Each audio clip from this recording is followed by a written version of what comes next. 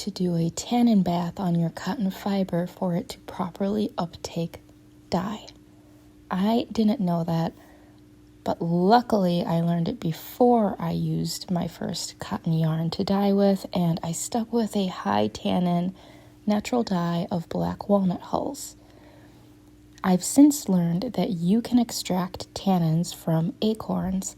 Tannins are on a lot of plants, bark, things like that. It's a natural defense for the plants, and we're going to use it to help our cotton fiber become more willing and amenable to the uptake of the dye we want it to take.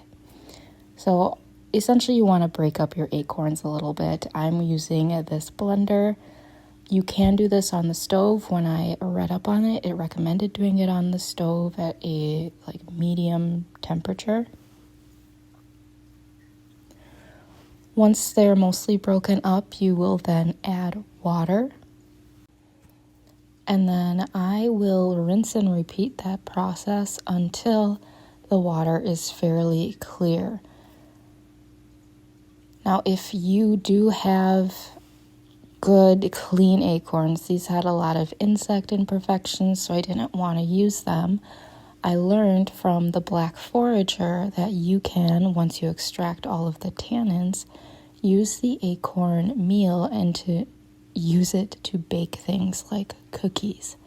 I was so excited to try that, and then I realized I didn't have really nice acorns that weren't all buggy, so I couldn't do it.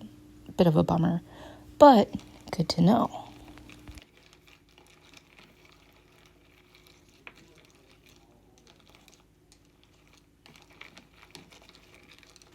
All right, wanted to give a few moments for the auditory glory that is a chopstick in acorn soup. Once you go through the process of straining out all the tannins, you will then need to let the yarn itself soak in it for a few hours. It does cause some dye uptake of its own. You can see the color is brown.